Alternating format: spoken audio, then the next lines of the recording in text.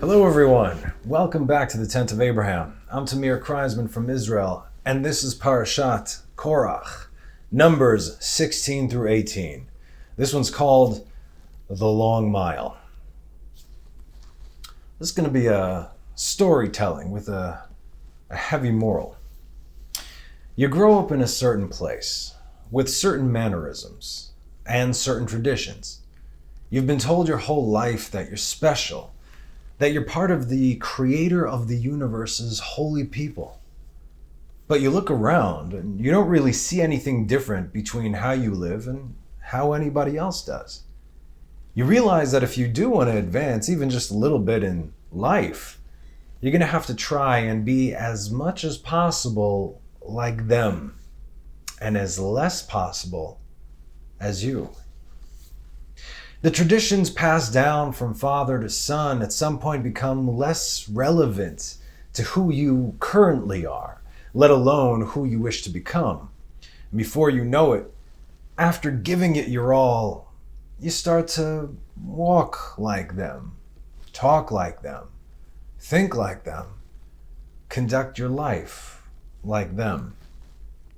And like them, you develop a certain disdain towards your own people. You get really angry and frustrated and think, if only they would stop being so stubborn and let go of those silly traditions or bend them just a little bit and all those odd requirements that come with it, we could all just live in peace and prosperity. After all, we are living in someone else's house. And when in Rome, time goes by, and the more you lose your identity in the culture that you've embraced, the more you are no longer recognizable to your own people, as you no longer consider them your people anymore. Now, you might see them as a burden, for any forward-thinking individuals who are simply trying to make the best out of any given situation. The truth is, though, as much as you can't stand those people, you can never really shake the fact that they are still and always will be your people. Not to mention that everyone else continuously reminds you who you are. So you do your absolute best to try and live in both worlds. The one that belongs to you and the one that you so desperately want to belong to. Nevertheless, you try your hardest to find a certain balance between both worlds, and as a result, you see that you never fully belong to either, and are underappreciated and even despised and hated by both. No one sees the sacrifices that you've made to try and create something better for all. This makes you so numb on the inside, and you develop a certain hardness and cynicism on the outside. You no longer strive for anything because you gave up hope of anything greater than what was placed right before you. You realize that in this reality, given the choices that you've made and the situations given, you can only go so far. And it breaks you. Eventually, all you do is try and make your life as comfortable as you possibly can, one day at a time, attempting to live out your days in the best understanding of what you perceive as peace. But there is no peace. There's nothing peaceful about the status quo, and now you're just waiting to die in the least painful way. You've gotten so used to your misery that you no longer recognize who you are, who you used to be, or who you've even attempted to become. Now all you have left is your misery and your pain, and you hold on to those for dear life because you know that no one could take them away from you. Those are yours and yours alone. Your pain becomes your safe space. Your pain becomes your home. Korach, the son of Itzhar, the son of Kohat, the son of Levi, took himself to one side, along with Datan and Aviram, the sons of Eliab, and the son of Pelet, descendants of Reuven. Vaikach Korach ben Itzhar ben Kehat ben Levi, Datan v'Aviram, bnei Eliab ve'on ben Pelet, bnei Reuven. Parashat Korach, because it's all about Korach. When I keep on reading this, or is it? When I keep on reading this and the more I've studied this, I feel bad for the guy. It would seem that initially he had good intentions, good motivations for the sake of Israel and how quickly the company that you keep can sway you. At the end of the day, Korach was a little man with the appropriate complex. He wanted what he couldn't have, and he was made to believe that he had it coming to him. Ultimately, when he died, he repented. That brief moment, as he was being swallowed alive by the earth descending down to the pit. He knew the error of his ways, and it all took but a flash for him to do tshuva. A moment of clarity to get out of his own way and admit in his heart before God, I was wrong. As a result, his descendants did not die, and they became the chief musicians in Beit HaMikdash, writing psalms and elevating the prayers of the holy nation before God. Even the prophet Samuel was a descendant of Korach. Just one moment of truth can change the world, and Korach had that. Nevertheless, he did have to suffer for his tremendous sins against God and his anointed ones, Moses and Aaron. He was taken down to Sheol, the 6th level of hell, where he and all the people with him praise God every minute of every day for his perfect justice and judgment in order to cleanse and purify their souls, to prepare them for the coming of Mashiach, which is when they will ascend from the pit. וכל ישראל אשר סביבותיהם נסו לקולם כי אמרו פן תבלענו הארץ. All of Israel around them fled at their shrieks, for they said, the earth might swallow us. Those shrieks are the sounds of the souls descending to hell, and it was frightening. Our sages say very plainly as well, Korach had an evil tongue. How so? He spoke bad against Moses and Aaron. He took bad counsel, they said. How so? He listened to his wife and Datan and Aviram. He chased after something that was not his. The priesthood and leadership of Israel. Aaron and Moses, neither belonged to him. He was a Levite. He was Moses' first cousin. And he turned to disagreement, which brought conflict instead of peace. Remember how we discussed that every man from Israel had a place and purpose? Every single man had a place and purpose. And all were needed in order to bring redemption to the world. So on a very high level, when a Levite, who is on the side of the left, desires the priesthood, which is on the side of the right, it throws everything out of whack as a result, and all of Israel suffers, because he was a Levite and he had power, don't forget. So he caused an imbalance. And it is what I've been tirelessly trying to get across to you guys. You are who you are because that is who God made you. You are where you need to be because that's where God placed you. However, that does not mean that you cannot change who you are or where you are. In fact, you are most likely supposed to do that, as well as have a journey tailored specifically to you. And every step we take, we are not supposed to be who we were before. I am not who I was yesterday, let alone a year ago, and so on and so forth. Thereby changing who we are and our location simultaneously. And yes, I'm speaking both physically and spiritually as well. Ultimately, you want to be in Jerusalem. That's where we ultimately all want to be. Not only physically, but also, again, connected to Zion. So, when you try and chase after something that is not yours, you end up losing all that is yours. Korach. We are all this man, and let his death and lesson not be in vain. Learn how to serve God and elevate his people to the best of your God-given ability by the means that you have been given. You don't know what account your neighbor has with God, and that's why judging our fellow man, listen to me, this throws everything off. Judging our fellow man, although they may appear vile and despicable on the outside, they might suffer tremendously on the inside, and you don't know. What you see may only be the result of the pain that they are going through. Hillel said in Pirkei Avot, Ethics of the Fathers 2:4, do not separate yourself from the community. Do not trust in yourself until the day of your death.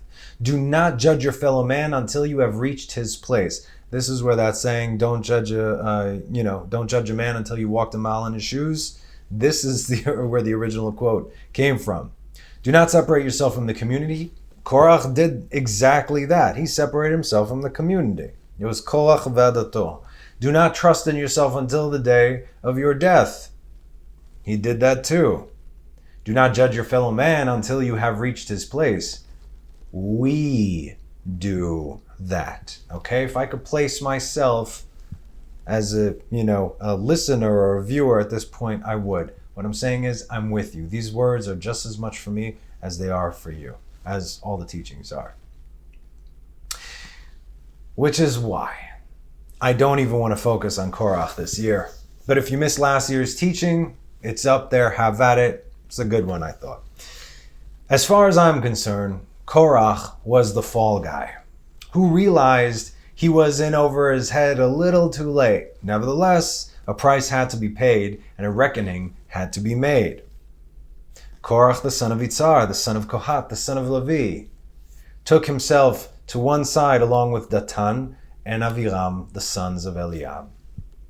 See, I want to focus on these two, who always seem to be in the wrong place, in the wrong time, saying the wrong things. Although this might be the only times the Torah speaks of them by name, they also get a mention in Parashat Pinchas. They've been around since the very, very beginning. So who are this dynamic duo who've been a thorn in the side of Moses for over 60 years, no less? Have you heard the news? Bad things come in twos, but I never knew about the little things. And now we're gonna. So first and foremost, none of this is taken out of thin air, as we can clearly read in Parashat Pinchas about what their role was here in our Parsha and what happened to all the parties involved. You can turn to Numbers 26:9. The sons of Eliab, this is when there's a counting the people. The sons of Eliab were Nemuel, Datan, and Aviram. They are, Datan and Aviram, the chosen of the congregation who incited against Moses and Aaron in the assembly of Korach when they incited against the Lord. And the earth opened its mouth and swallowed them, and Korach, when the assembly died and when fire destroyed 250 men, and they became a sign. Korach's sons, however, did not die. Verse 11. Swallowed them and Korach. Now we know who was pulling the strings, and it would seem that Korach was but a pawn. So these two clearly are the inciters of the Korach rebellion, the famous Korach's rebellion. And because of them, hundreds of people were either burned alive by the fire or taken down to hell. We can see in our Parsha that Moses pays particular attention to Datan and Aviram. Now, after the heated exchange between Moses and Korach and his posse, after he sends them away to cool off, what happens? He says, hey, come back tomorrow. We'll discuss this. God will judge. They're like, okay, yeah, let God judge. No problem. 16:12. Moses sent to call Datan and Aviram, the sons of Eliab, but they said, we will not go up. Vayomru lo na'ale. Nuh-uh. Why does he call for them after all this took place? Where they come from? They weren't there. This is what we're going to look at. And by understanding the little things, we can comprehend the big picture. And although it's impossible for anyone to walk a mile in anyone's shoes, we're going to at least try and understand that everyone has a story. And at the end of the day, for better or for worse, God never abandons his children. As we all know, Moses is the righteous man, is the biggest tzaddik. And because he didn't want to have a dispute with Datan and Aviram, he called them to him to try and resolve the dispute together. He knew exactly who they were. Soon we will. And as Rashi explains in 6:12, Moses was wooing them to come to terms with peace. Hey, you know what? Let's talk. Yeah, sound good? All right. Moses did not start the dispute. Moses was a man of peace. Rodef shalom. He pursued peace, just like Aaron. But not only does he love peace, but he pursues it even when others disagree with him. He wooed them to try and make peace with them for the sake of peace. Despite Moshe's goodwill to reconcile with Datan and Aviram, they answer, "We will not go up." We do not want to be reconciled, they said, and we do not want to talk to you. At this point, they believe to be in a position of power. Oh, look, he's calling us. Clearly, he wants something now. And that they should not go to Moses. The people respect them. The people are behind them. And if Moses wants to talk to them, let him come to them. They're even kind enough to express their frustration and reasons for not coming to Moses, as we can see in the next two verses, 13 and 14. It is not enough that you have brought us out of a land flowing with milk and honey. What's the land? Where did Moses bring them out of? Egypt. They just called Egypt a land flowing with milk and honey. To kill us in the desert, that you should also exercise authority over us? You have not even brought us to a land flowing with milk and honey. Israel, you didn't even bring us there. Nor have you given us an inheritance of fields and vineyards, just like you promised, Moses. Even if you gouge out the eyes of those men, we will not go up. After all, you promised to bring us to Eretz Israel, which we all agreed to. Sure, you know what? We'll follow you if we go to Eretz Israel. But not to die in the desert. We did not agree to that, Moses. Now we understand that we were taken out of Egypt, only so what? You could rule over us, right? That's why you took us out. No problem. Because you know that in Egypt, Moses, you wouldn't be able to tell us what to do, nor would you be able to tell us what to do in the land of Israel. And that's the real reason that you're leading us in the wilderness, round and round, so you can remain in charge. Even if you gouge out the eyes of those men, you're clearly deceiving everyone else here, as if they're all blind, like you gouged out their eyes. But we see the truth, Moses. We see you, man. We see what you're all about and what you're really up to. Yeah, okay. And unlike you, we will not deceive the people who respect us and look up to us by coming to you, so that it won't even be perceived by the people as if we consider following you any further. So, these two know exactly what to say, how to say it, and when to say it, and to who to say it. Last week, the children of Israel just got the worst news of their lives, to which we are still suffering till this very day. Tisha B'Av, right? The sin of the Meraglim. They were delivered out of Egypt, given the Torah, made into a nation, built the Mishkan, received God's holy name, received promises of entering the land, and then, bam, no land for you. Come back 40 years. What's the point of even continuing anything now? For what? We're all going to die here. If this was all about Israel, fine. But there's no Israel now. What are we doing here? The children of Israel have never been more vulnerable than during this time. And it was the perfect opportunity for these two to strike. This was the moment that they were going to dethrone Moses. So we can understand that these two, Datan and Aviram, are not, and by the way, these are all valid concerns, right? Wouldn't you be upset? I'd be extremely upset if all this happened. Datan and Aviram are not at all afraid to come out openly against Moses in the eyes of everyone and accuse Moses of some serious charges. You lied, you deceived, you this, you that, you want the leadership, you want the authority. It even got to Moses. How could they say this? I never took a donkey from them. As it turns out, they're not just a couple of random dudes, but rather well-respected men of status and stature, whose opinions and actions managed to draw a respectable audience from the elders of Israel. So they're not just the riffraff, they're appealing to the leaders of Israel. So, who are they? What purpose do they serve? And if they were so wicked and so evil, how could it have been possible that they were taken out of Egypt along with all of Israel, let alone survive the darkness, where, as we know, 80% of Israel perished? That means there's a reason and there's a purpose, right?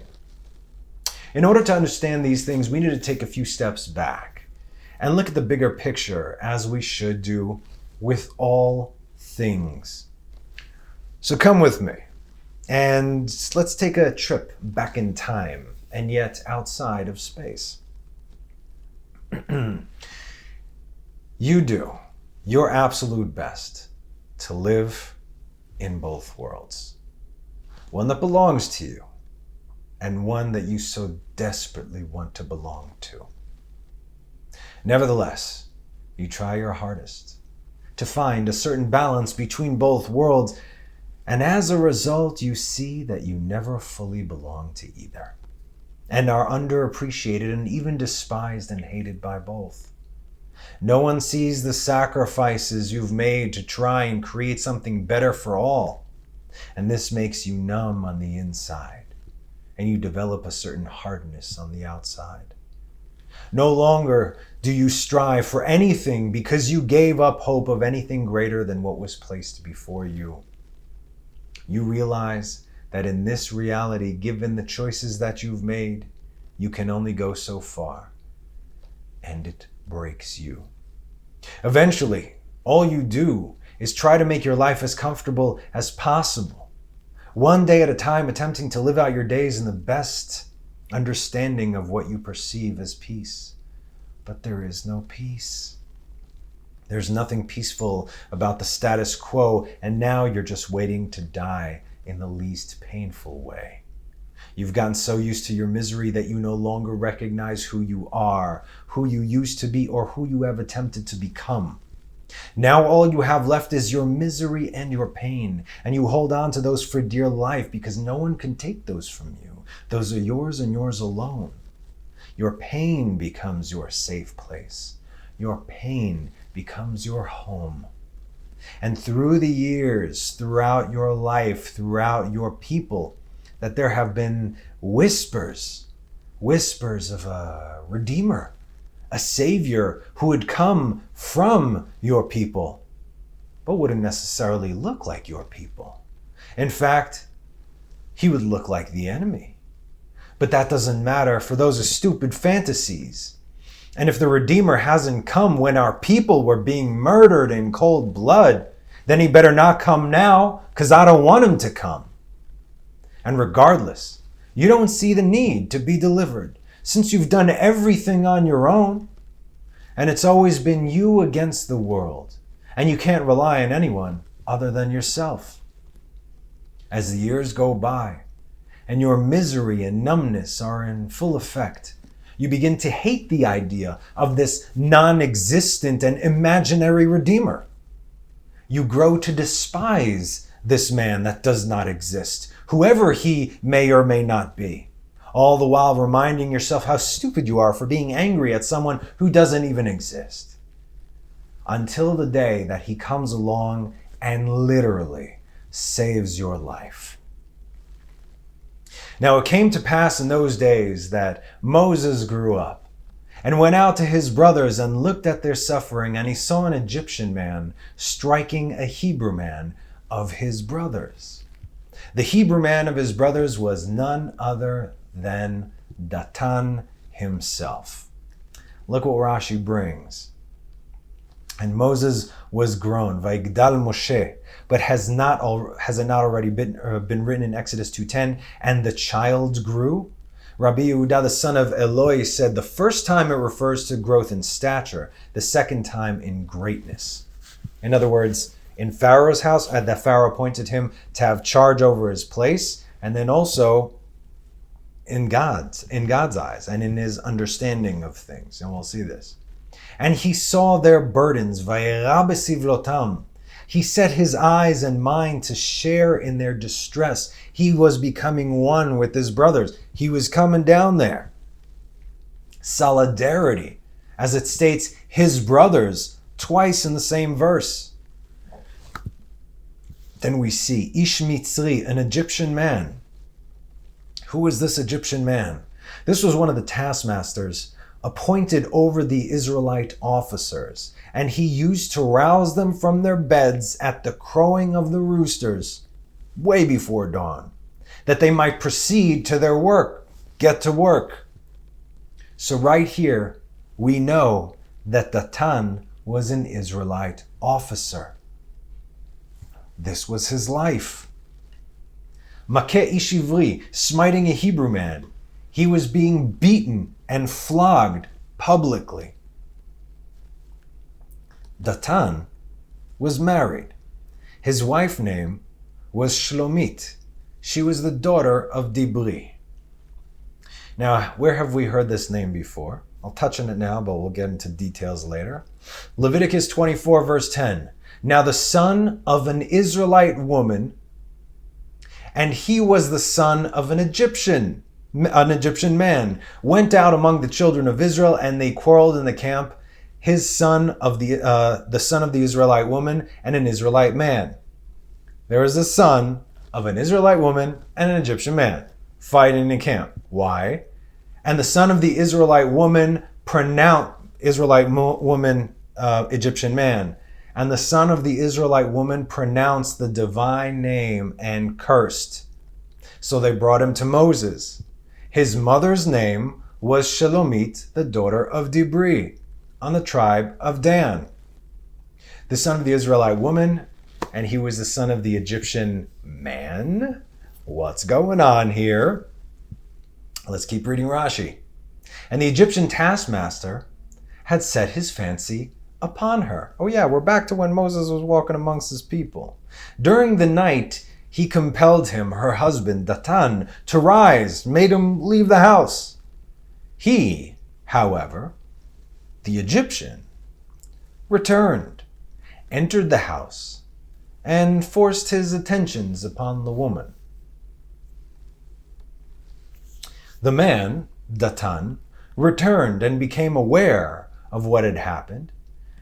And later, when the Egyptian perceived that he was aware of what was happening, of what happened, he beat him and he flogged him the whole day long. He tried to basically beat him to death. Do we understand what's going on here with Datan? This poor guy is working at a dead-end job. He was forced and beaten and to flog his own brothers. This is what the officers had to do, right? They had to beat the other Hebrews. And when he gets back from work, he realized that his boss just slept with his wife, who then became pregnant with the Egyptian's bastard. The same bastard who would later blaspheme the name of God in Leviticus. Exodus 2:12. Back to Moses and Datan. He turned this way and he turned that way, and he saw that there was no man. So he struck the Egyptian and hid him in the sand. Rashi says, and he turned this way and turned that way. Now, obviously, this is the pshat. He did turn this way and he did turn that way. See what's up. But on the deeper sense, what did he do? He saw what he did to him in his house and saw what he had done to him in the field. He saw, because he had Ruach HaKodesh. Right. Vayera ki ein ish. What? What is this? And he saw that there was no man. No man what? Atid latzet mimeno sheitgayer. He saw that there was no man destined to issue from him, meaning from the Egyptian, who would become a ger tzedek, to convert. Now, in other words, nothing good's coming to you. Okay, you're not beating my brother. Now, how would Datan know that Moses was special? That he was in fact this great redeemer, which was spoken of, which was whispered about, whom he himself abhorred. So he struck the Egyptian. Moses spoke the true name of God. Just like the other one cursed, Moses spoke the true name of God and instantly dropped. The Egyptian covered him with the sand. At that moment, by the way, this is how the sand helped Moses, so he was not able to strike the sand out of gratitude, and Aaron did that, and then there was lice. Anyway, side story. At that moment, Datan knew exactly who Moses was. That's him. That's the guy. He knew that's the man. This is the Redeemer. The prophecies are true, right? The man who was sent by God himself to deliver his people from bondage and bring them into the promised land. Could you imagine now the feelings that he had? All that hate, which he was about to let go, it just became true. This guy. Never mind that he just saved his life. This guy. You? Where were you?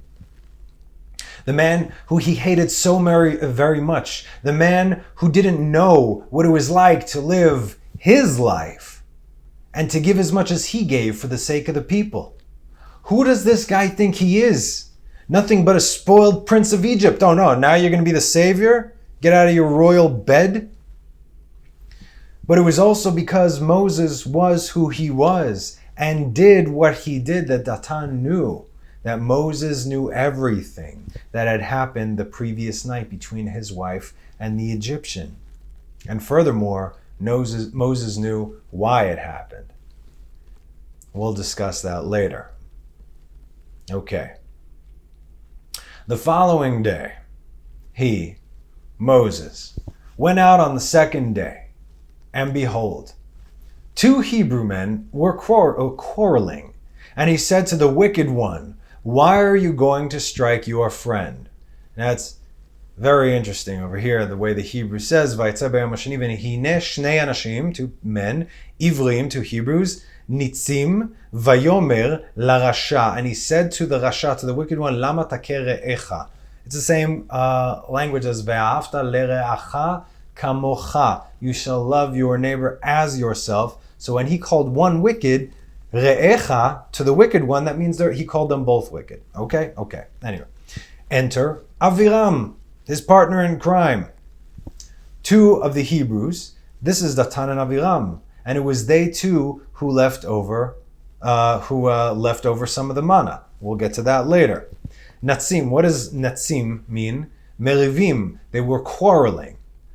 And then they said, Lama takeh afal pi shelo hikau nikra rasha b'aramat yad. He says, why are you hitting your fellow? Even though he wasn't hitting him, he was about to. He lifted his hand. Wherefore wilt thou smite? Although he had not yet smitten him, he is termed here rasha, wicked, because he had merely raised his hand against him. Re'echa, rasha kemotecha. You get that one? Re'echa, your fellow, just like you, who is wicked, just like you. And what was this quarrel about? We know who Datan is, right? So who's Aviram? Aviram was the brother of Shlomit, the wife of Datan. He was his brother-in-law. Oh yeah. And they were arguing about what to do with what just happened last night, because he knew the whole story. If the secret got out, they would surely both lose their status as officers, Datan as the husband and Aviram as the brother. They'd be ridiculed. What is going on here? What the shanda, right?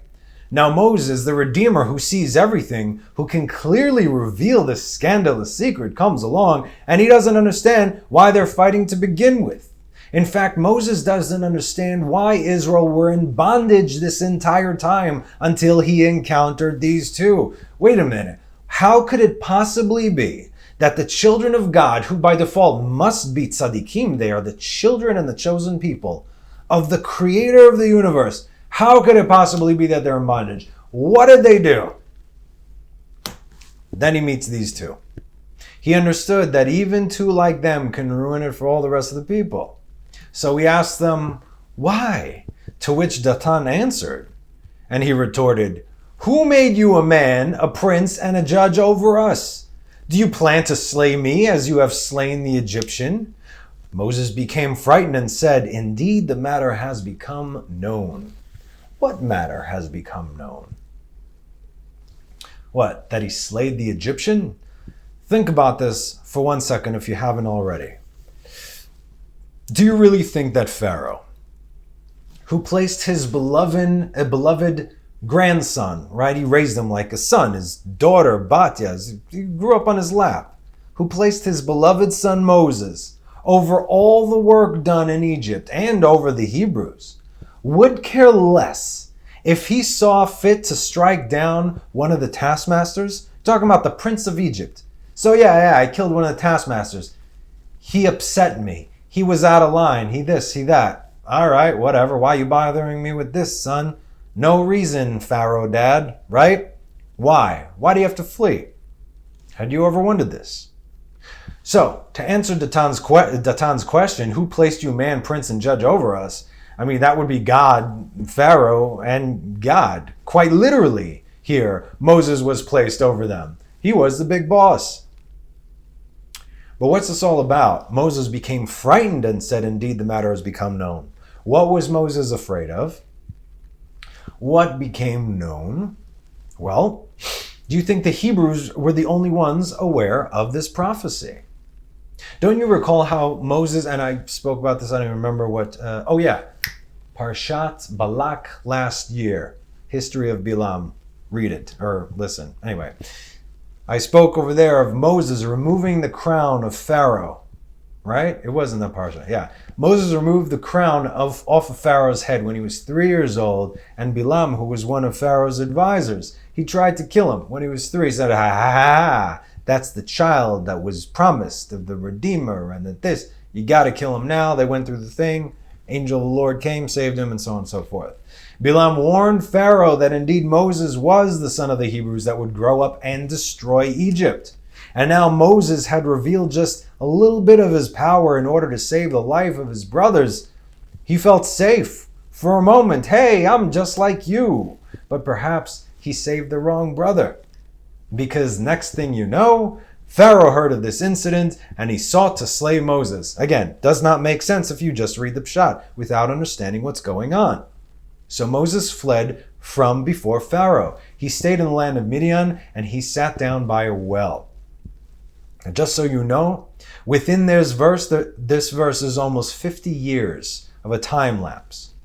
Moses fled Egypt when he was about 20, and over the next 50 years, he was a warlord, a conqueror, and a king of various African nations. Okay?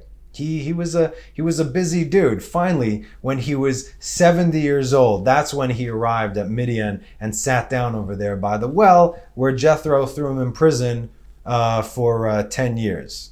And I also discussed that history as well. Other teachings. Anyway, back to our story. And then God called him when he was 80. What else had become known to Moses over here? He wondered how God's people, who by default should all be pious, should be in bondage. Now he gets his answer.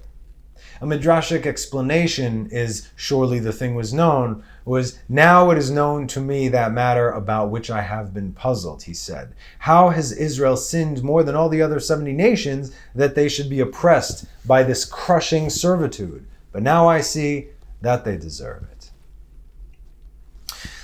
The day that he decided to walk amongst his people, the very same day where his heart was calling to him, join with them in their pain and solidarity.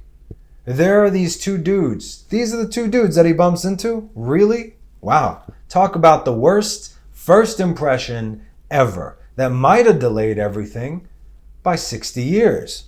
Or did it? Now, he tried to save his brother. because he tried to save his brother, he had to leave everything that he knew behind and flee for his life. Can you imagine how things could have gone different if Moses would have freed Israel as the next ruler of Egypt once Pharaoh died? Because Moses was going to take over. He would have certainly freed Israel. You're free to go. Here, no more bondage. Leave. Go back to the promised land. He totally could have done that, right?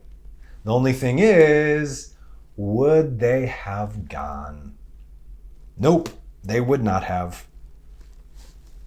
My fellow Jews in America, right? Which is why he absolutely had to leave. See, you won't leave if you're comfortable where you are, even if you're not aware of how bad it is. You need fire and brimstone. No, it's coming. Anyway, but not only did he have to leave, he had to flee for his life. And not only flee for his life, but with the worst taste possible in his mouth from the very people that he was tasked on redeeming. So in the meantime, while Moses is no longer in Egypt, the Hebrew officers became wealthy, growing in wealth and status, among the Jews, that is. And they were always second-class citizens amongst the Egyptians anyway. But remember, he was gone for a long, long time, 60 years. And in the meantime, things got even worse for the children of Israel. Now remember, the Redeemer was there at the right place at the right time. Or was it the right place or the right time? What makes the right place the right time? I'll tell you what for sure. Moses, the Redeemer, and the people were not ready. He was not ready to be a Redeemer, and they were not ready to be redeemed. Moses was pasturing the flocks of Jethro, his father-in-law, the chief of Midian, and he led the flocks after the free pasture land, and he came to the mountain of God, to Horeb. Exodus 3:1, right? He was living the simple life. He didn't even have his own flock. It was his father-in-law's flock. And then he came to the mountain. He got the knock. He got the call because the time has come. So after almost 2 chapters of Moses arguing with God from when he spoke to him in the burning bush, giving every excuse in the book why he shouldn't go, he reluctantly checks in with his father-in-law, most likely in hopes that, he won't let him go. Well, I can't go, God. One more thing. Because, right? I owe him. Okay. Moses went and returned to Jethro, his father-in-law. There's a reason for that. And he said to him, let me go now and return to my brothers who are in Egypt, and let me see whether they are still alive. Strange words. So Jethro said to Moses, go in peace. And Moses was like, great. Thanks, Dad. I really want to... No excuses now, right? Whether they're still alive, though, he knew they were still alive. Everyone did. And besides, God just sent him on a mission. Go save them. They're clearly still alive. Well, what did he mean by this? If they have completely lost their way, if they had, they were as good as dead. In other words, if they were completely assimilated. And then there was nothing that I could do for them. Right? Okay. Because if they are anything now, if they are now, just like I left them, meaning his encounters with Datan and Abiram, then I don't want to go to them. And hey, they don't even want me either. To which God replied, the Lord said to Moses and Midian, go, return to Egypt, for all the people who sought your life have died. Great. You can read my mind as well. Thanks, God. I can tell this is going to be fun. This refers directly to the two, Datan and Abiram, since they sought his life. They went to Pharaoh, said, hey, man, right? However, they weren't dead now, were they? So what does this tell us? It tells us that they were dirt poor, that they dropped. Now, how do we know this? For one, it's how Jacob got himself out of getting murdered by his nephew. What's his name? The Zepho? No, not Zepho. Anyway, forgot his name. Anyway, his nephew. Esav sent his nephew to go... Okay, it's going to bug me now. Anyway, he sent his nephew to go kill him, right? And Jacob's like, no, please don't kill me. He said, listen, man, I promised my father I'd kill you. He said, okay, how about this? You don't want to have my blood on your hands. So Eliphaz, thank you, that's his name. getting old. Anyway, he told his nephew Eliphaz, listen, don't kill me. Take all my belongings, and a person who is completely broke is considered dead. This way, you appease your father and you don't murder your uncle. Okay, fine. So he saved his nephew from the sin of killing his uncle. Everybody was happy except for Esav, as we know the story. So back then, Datan and Aviram were wealthy influencers and they could have had Moses killed. But now they were barely making it, and so their threat level dropped dramatically. So then Moses and Aaron returned to the children of Israel, and you can imagine the eye rolls of these two, not to mention the fear that they might be exposed of what happened all that time ago. It's like, he's back, right? So after the whole let my people go speech fails to impress Pharaoh, I don't know who is this Yud K Vav K, never heard of him. He makes their life 10 times harder, to which the people say in 5:10. So the taskmasters of the people and their officers, who are the officers, came out and spoke to the people saying, so said Pharaoh, I am not giving you stubble. Damn. So now we know that Datan and Aviram were the officers. And yes, there were others. Of course, they were not the only two officers over there, but the Torah is speaking of these two in the next few verses. And here's their story, 13. And the taskmasters were pressing them, saying, finish your work, the requirement of each day in its day, just as when there was stubble. And the officers of the children of Israel, whom Pharaoh's taskmasters had appointed over them, were beaten, saying, why have you not completed your quota to make bricks like the day before yesterday, neither yesterday nor today? Every single day, the Hebrews were not able to meet the quota because they didn't have any materials. And who got beaten? They got beaten. So the officers of the children of Israel came and cried out to Pharaoh, saying, why do you do this to your servants? Stubble is not given to your servants, but they tell us, make bricks. And behold, your servants are beaten, and your people are sinning. Meaning sinning against you. We can't do what you want, Almighty Pharaoh. But he said, you are lax, just lax, you're lazy. Therefore you say, let us go, let us sacrifice to the Lord. In other words, now he's quoting Moses and Aaron. And they're like, we didn't say that. Now go to work, but you will not be given stubble. Nevertheless, the same number of bricks you must give. And the officers of the children of Israel saw them in distress, saying, do not reduce the number of your bricks. The requirement of each day in its day. They went back to Israel and said, please, you can't. We're going to get it. They met Moses and Aaron standing before them when they came out of Pharaoh's presence. And they said to them, may the Lord look upon you and judge. For you have brought us into foul odor in the eyes of Pharaoh and the eyes of his servants to place a sword into their hands to kill us. Moses doesn't even answer them here. And they weren't lying either. And the officers of the children of Israel, whom Pharaoh's taskmasters had appointed over them, were beaten. Before Moses and Aaron came along, everything was fine. They were making their quota. They're like, okay, no problem. Although, it wasn't really fine. Eventually, all you do is try and make your life as comfortable as possible. One day at a time, attempting to live out your days in the best understanding of what you perceive as peace. But there is no peace. There is nothing peaceful about the status quo, and now you're just waiting to die in the least painful way. You've gotten so used to your misery that you no longer recognize who you are, who you used to be, or who you've attempted to become. Now all you have left is your misery and your pain, and you hold on to those for dear life because you know that no one can take them away from you, because those are yours and yours alone. Your pain becomes your safe place. Your pain becomes your home. Why? Why would you have done this? And they said to them, may the Lord look upon you and judge. They said this in pain. Why are you doing this to us? Rightfully so, we are getting beaten every day. For you have brought a foul odor in the eyes of on us, in the eyes of Pharaoh, in the eyes of his servants, to place a sword into their hands to kill us, because that's what's coming next.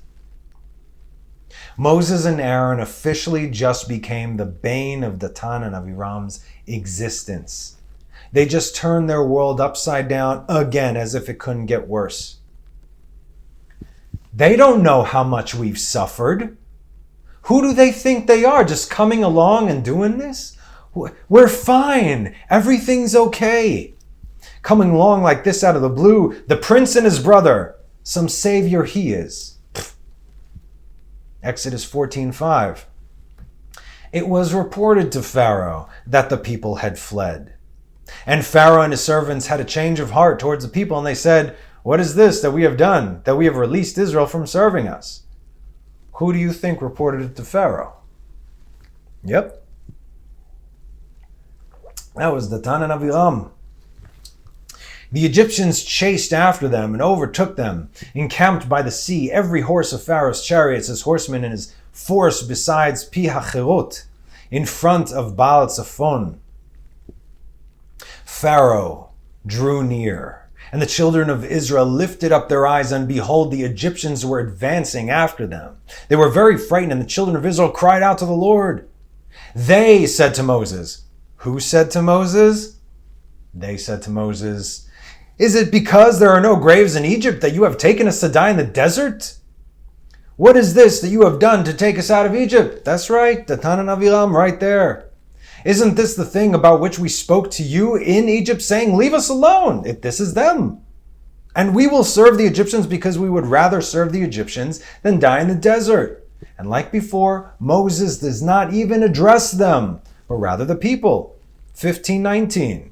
And Moses said to them, "Let no one leave or any of it until morning." But some men did not. I skipped forward a little. He didn't. He addressed the people. He said, Moses talked to the people. He said, "Don't go anywhere, for the Lord will fight your battles today." Right, okay, now we're skipping forward.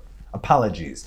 Exodus 15:19. And Moses said to them, let no one leave any of it until morning. Talking about the manna, right?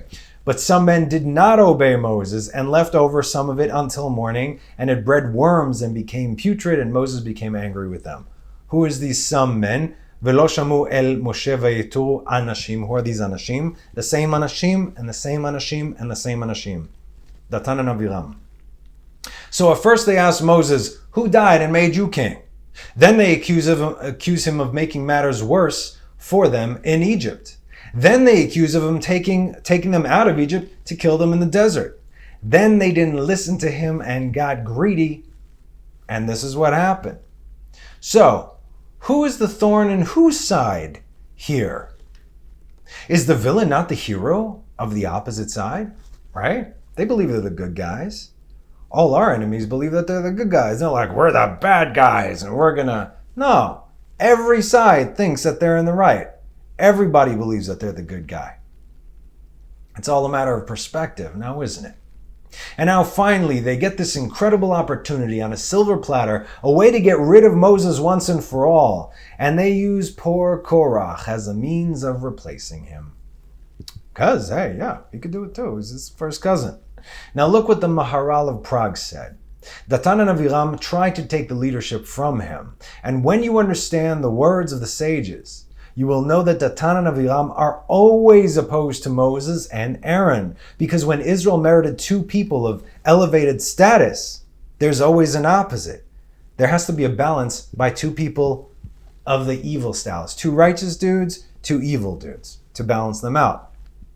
That's why there were two different evil people always opposed to Moshe and his teachings.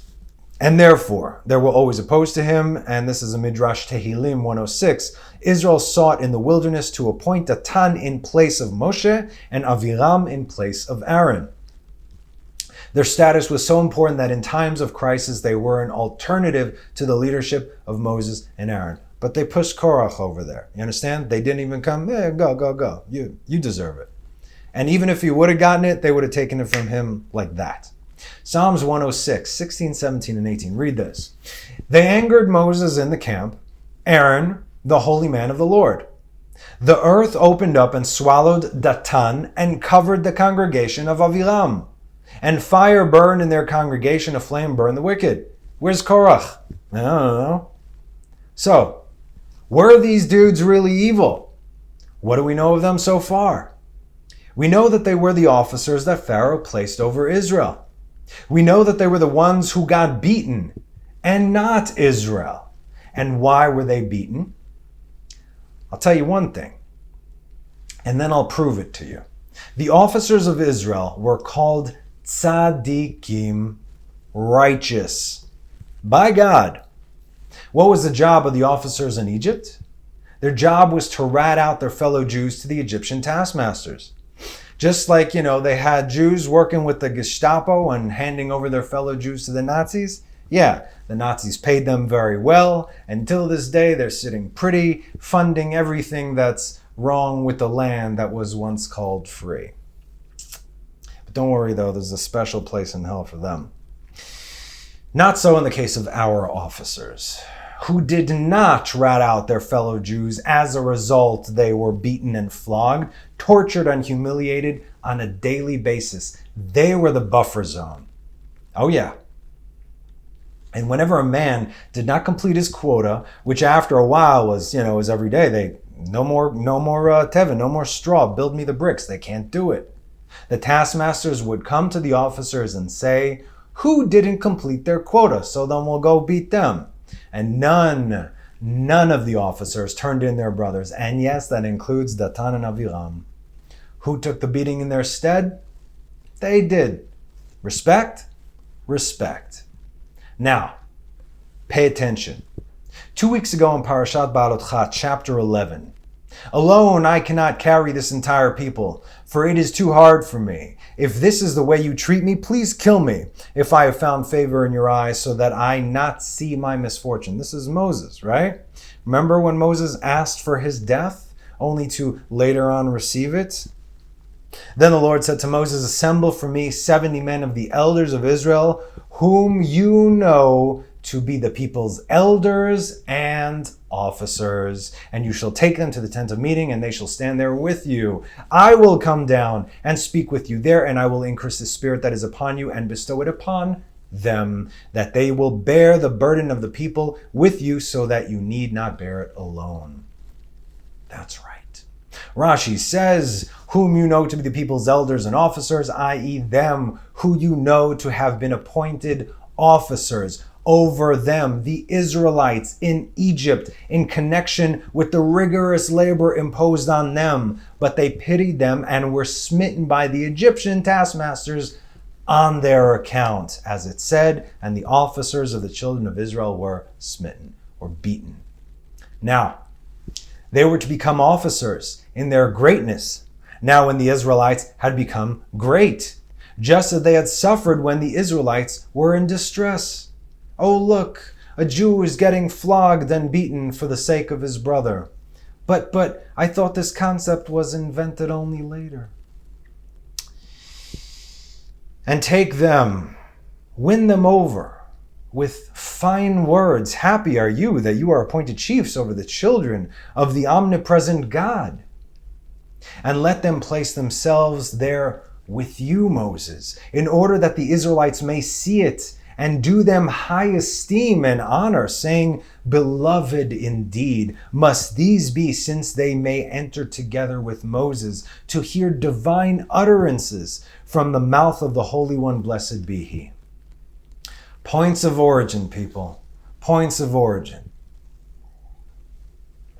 Midrash Tanchuma says, from here we learn that anyone who submits himself, in other words, giving their body, their lives to Israel for the sake of Israel, merits dignity and magnificence and Ruach HaKodesh and the Holy Spirit. Datan and Aviram were also among the officers who were beaten. They also gave up their lives for the sake of the people of Israel, and therefore, along with all the other officers, were appointed to be the elders of Israel and merit the right that the Holy Spirit dwells upon them. Do we still think that they're evil? Because everything that they have been bestowed upon according to the Word of God would suggest otherwise. They are literally called tzaddikim, who receive the Holy Spirit from God. So again, let's take a deeper look at who Datan was, because it really all started with him. and what he was dealing with. Let's invade his privacy, which, by the way, is something you should never do. However, the Torah does it here for our benefit. Because if we learn what we are supposed to learn from this, it can correct Israel. This whole thing is for the sake of tikkun, okay? So that's why it's here. Leviticus 24:11. And the son of the Israelite woman pronounced the divine name and cursed. So they brought him to Moses. His mother's name was Shelomit, the daughter of Dibri of the tribe of Dan. This is his wife, okay? This is Datan's wife. Rashi says, ופרש, שנקב שם המיוחד וגידף, והוא שם המפורש ששמע מסיני.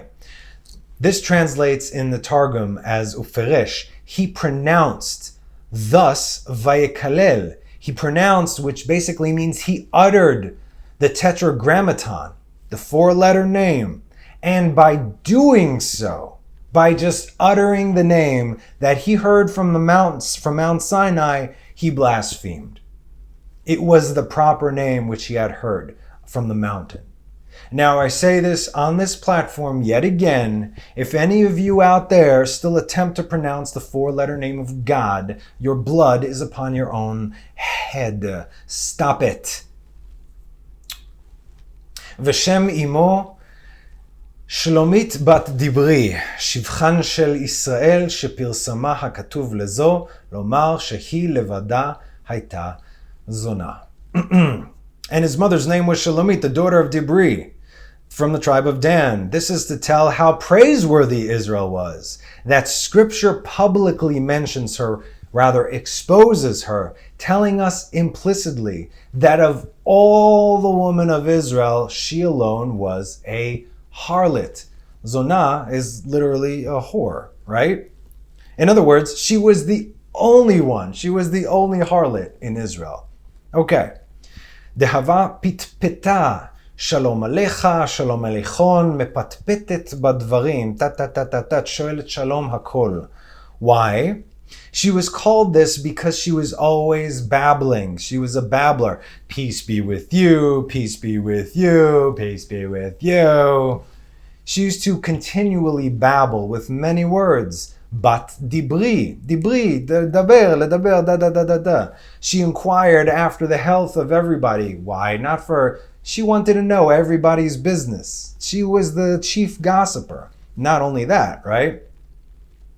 Bat dibri, she was talkative. She was talking with any man. And in consequence of this, she got in trouble, meaning she most likely invited the Egyptian man into her bed. Why does it bring forward Ahaliav ben Achisamach lemateh Dan? Right? Why does it say lemateh Dan, of the tribe of Dan? This mentions also of the parent and the tribe of the woman, that teaches us that the wrongdoer brings shame upon himself, shame upon his parent, shame upon the whole tribe. Similarly, we find the name of the tribe of Dan mentioned to express praise. So it's not that anything was wrong with the tribe of Dan. In Exodus 31:6, Ochaliab, the son of Achisamach of the tribe of Dan, where the details of Ochaliab's descendant imply praise for him, praise for his father, and praise for his tribe. You did Dan a solid, son. Thanks. You, not so much. So again, when you sin, you act unbecoming of a son or daughter of God. You bring shame upon yourself, your father's house, your tribe, all of Israel, and you do shame to your heavenly Father as well. And even if you think that no one sees or no one hears, well, what? You think God and his heavenly hosts don't? Who do you think is going to judge you at the end of the day?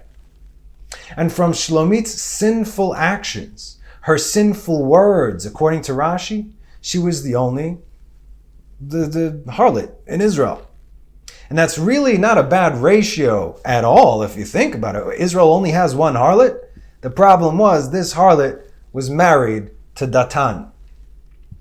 And we know that from this indignation of Shlomit, that bastard was born, to which Datan raised in his own home. Also, according to halacha, by the way, a bastard, a mamzer, has no place in a synagogue. They can't complete a minyan. They definitely cannot set foot in the temple or any other holy place. There's all these dinim about a mamzer. Anyway, and unfortunately that individual was conceived out of the worst kind of sin. And now Datan could have ridden himself of all of this, and rightfully so. He should have divorced his wife. You deal with this. You did this. This is all you. Deal with it. But if he did so, everyone would despise her. And for that reason, look at this. Datan decided to stay with her, despite the difficulties and the mockery that he suffered, to help his wife that she not be put to shame.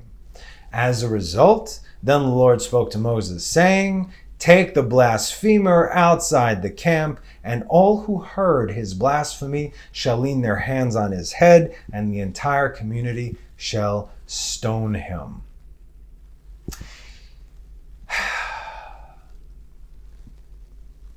You've gotten used to your misery, that you no longer recognize who you are, who you used to be, and who you have attempted to become. Now all you have left is your misery and your pain, and you hold on to those for dear life because you know that no one can take that from you. Those are yours and yours alone. Your shame becomes your safe place. Your shame becomes your home. Datan just witnessed Moses give the order to kill his shame, to kill his home. The shame that he's been raising as a son for 62 years. So what do we learn here from this man, Datan, now that we know much more than we've known before? He was a very well-respected leader in Israel. He gave his life for his brothers and never turned any of them into the Egyptians, and they all knew this. He was beaten, belittled, humiliated, both publicly by the taskmasters as well as inside his own home by his wife. Poor guy. His wife was the only harlot in Israel. Wow. And yet he did not send her away, although he was fully justified in doing so. He covered for her mistake for behavior. She didn't even change her ways afterwards because she still called this in the book of Leviticus, and raised the sign of her, he raised the sign of her betrayal and his shame as his own. No one sees the sacrifices that you've made to try and create something better for all. This makes you numb on the inside, and you develop a certain hardness on the outside. You no longer strive for anything because you gave up hope of anything greater than what was placed before you. And it breaks you. When at this point, all you want to do is go home. Datan is a broken man who has done everything he could for everyone around him, and no one even recognized it. Not really.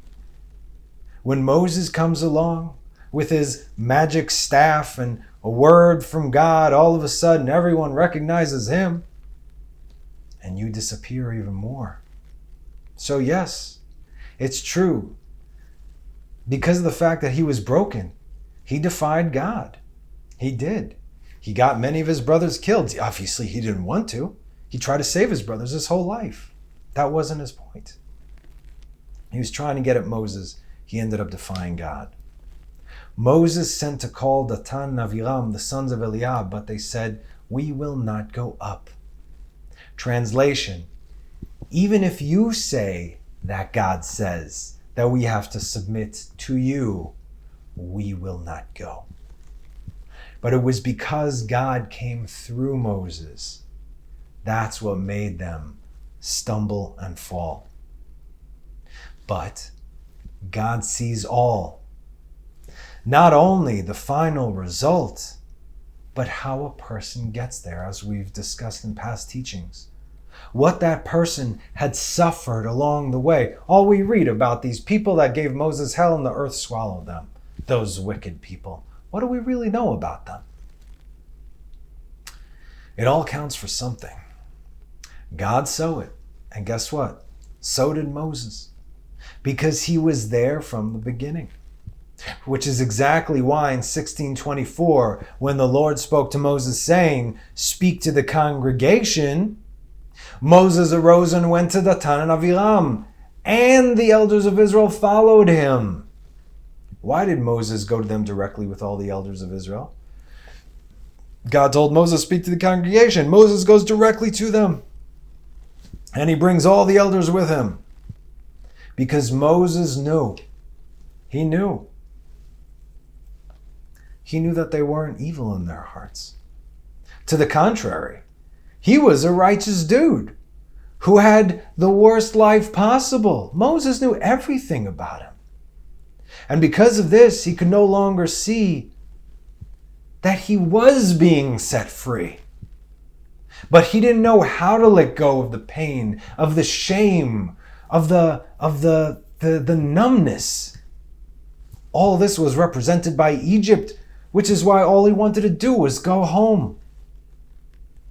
Moses tried to show him that he and the rest of the elders are not against them, but rather wish to be one with them. Come, join us. This is where you belong, man, right here with us. And they should take their rightful place there as they belong, as leaders of Israel of the tribe of Reuven. This was a last-ditch effort made by the man who had been hounded by these two his entire life, because he saw the good that they did, because he knew their sacrifice, because he recognized their shame. And that's why Moses never engaged with them, because he knew that they were tzaddikim. Nevertheless, even a tzaddik, even a righteous man, can defy God and get taken down to Sheol, defiant till the end. There's nothing more that Moses could have done. Now there's nothing more that he can do. Their crime was not necessarily against Israel, whom they loved just like Moses did, but they defied God. But our God is compassionate, merciful, long-suffering. And our God even gave these two a second chance to be obedient and glorify his name before the defiance of Israel in the future. 1 Kings 18:21. And Elijah drew near to all the people and said, "Until where are you hopping between two ideas? If the Lord is God, go after him. And if the Baal, then go after him." And the people did not answer him a word. Remember this? "Vayitnu lanu shnayim parim vayivcharu lahem hapar ha'echad." Let 2 young bulls be given to us. Let them choose 1 bull, cut it up, and lay down a wood. Okay, so remember, there's the 2 bulls. 1 went to them, 1 went to Elijah. Try and do all your tricks, right? Now, Rabbi Menachem Azariah Defano. He was an Italian rabbi, a great Talmudist, and a Kabbalist. He said, these 2 bulls, who ultimately demonstrate the sovereignty of God, are the reincarnated souls of Datan and Aviram. And through their sacrifice here, they were taken out of the pit and they were elevated to Gan Eden. Now, just for fun, I did a quick gematria, okay? It's not written anywhere. I really just did this for fun. Shnayim parim, 2 young bulls from the verse. They have the same numerical value as Bevadai Datan Aviram. Certainly Datan Aviram. There's 730 each of them. Okay, again, it's not written anywhere. I just did it for fun. I thought it was cool, whatever. Anyway, this story, this could have been a story about you, about me, or anyone else who might have begun holding on to the right thing without realizing it became the wrong thing while it was dragging us down. The difference between the right thing and the wrong thing sometimes is timing. We discussed this. There's a time for everything. What is right now is not right for later, and so on and so forth. We're only one bad day away from being them, you and I. Learn how to let go and when to let go of what you're supposed to let go. Understand that no matter what you did, though, you will always get a second chance. Korach will as well, and we discussed this last year, but real quick, Psalms 92. A song with musical accompaniment for the Sabbath day. Mizmor Shir Liyom HaShabbat. The first letters of that verse spell out the name LeMoshe, to Moses. Moses wrote this. And then further in, verse 12, Vatabet eini b'shurai b'kamim alai mereim tishme'ena oznai. My eyes have gazed upon those who stare at me with envy. This is Korach. When evildoers rise up against me, my ears hear them. He's writing his experiences. And then verse 13, Tzadik katamar ifrach ka'erez b'levanon iskeh. The righteous one flourishes like a palm. As a cedar in Lebanon he grows. Now we know Ke'erez b'levanon iskeh, Lebanon, the white, is Lebanon. This is the Garden of Eden. Tzadik katamar ifrach, the righteous one flourishes like a palm. The last letters of those three words spell out Korach. Okay, Moses wrote this about Korach because he knows what's going to be. All the generations of the wilderness shall rise and flourish and dwell in the house of the Lord. From Moses to Korach to Datan and Aviram. Each one making their own tikkun and their process. And God willing, the same will be for us as well. Only now, let's try and make a tikkun while we're still here. Learn from this. Learn from them. And let's get to work. Because first, stop the judgments so we can move forward. Because this hinders everything. Everything that you think you know. It's not only about judgments of a person. It's about a situation. If I give you something over here, go with it. Do research. Don't say no. Research. Then have an opinion. Don't go with the only thing that you think that you've known. Because how wrong are we? So especially, do not judge your fellow man, lest you walk that long mile in his shoes. Because chances are, he might just be a better man than you. And that's it. So, thank you for joining me. I hope you enjoyed story time. Have a wonderful rest of the week, and have a Shabbat Shalom. Bye.